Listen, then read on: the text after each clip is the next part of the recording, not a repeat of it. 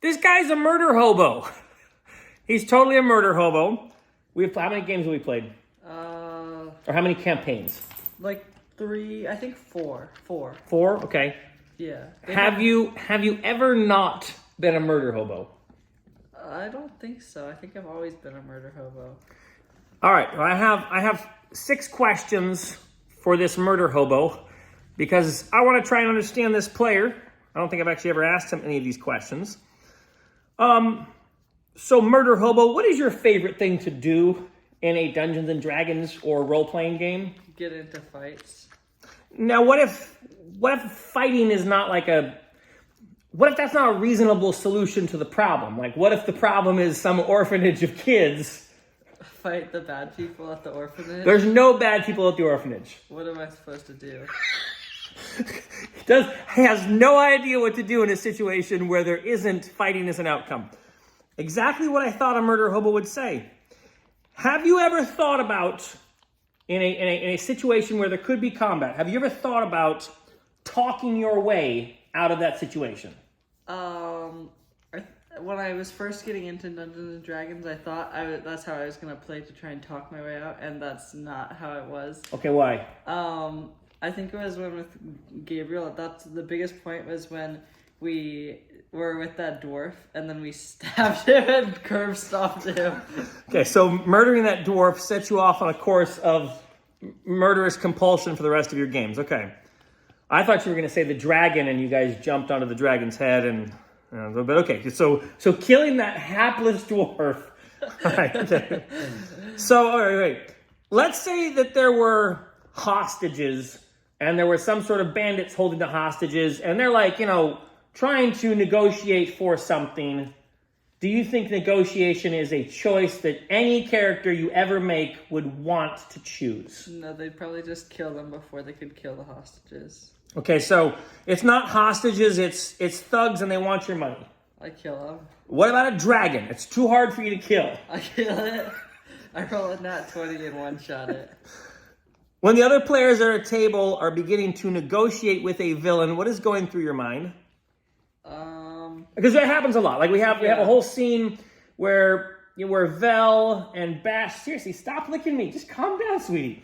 Where Vel and Bash are starting to talk things through with someone, and then Coda comes up, and then, Ray Coma, and they're all sort of like, no, we have to get out of this fight situation. I always think we can just kill him anyway, because it's not, like, with my paladin in our last campaign, we were in this fight with a bunch of dragons, and some of the characters were starting to run away and getting worried we weren't going to win.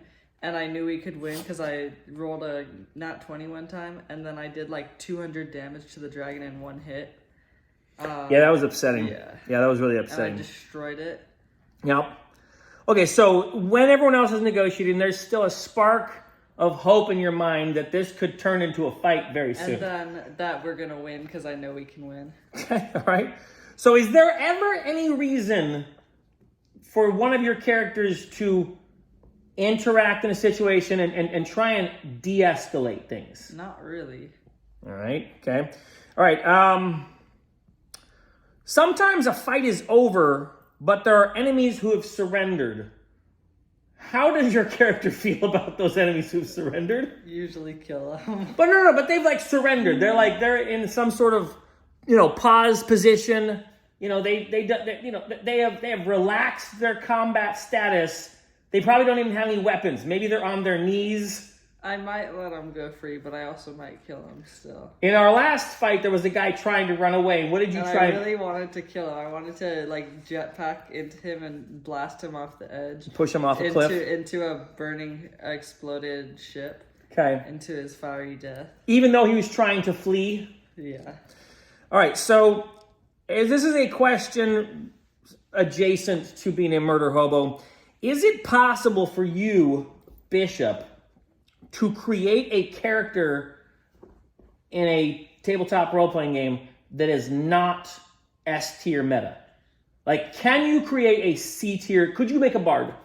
I don't think so. Could you make A bard works okay depending on what spells you pick, but you have to pick the right spells with any spellcaster to make them good. See, the problem is you watch too much Dungeon Dudes, and they give you all the character rankings. So if we were playing in a different system where you didn't... It got messed it got messed up. If we were playing in a different system where you didn't know... How long was it messed up like that? All right, I'm just going to leave it be. If we were playing in a different system and you didn't know all the meta and you didn't know like how to build a top tier character... I'd still try and find a way to like all the mechanics that work together to link the character together to make them really good. So there's like no possibility you just play a D or C or B tier character? It's unlikely. Usually I try and see what's best and then only play that. And usually what's best for like combat. So this has been an interview. This thing is really dipping. All right. This has been an interview with a murder hobo. And a little bit of insight into some of the trouble that I am having trying to run a D&D table with murder hobo over here.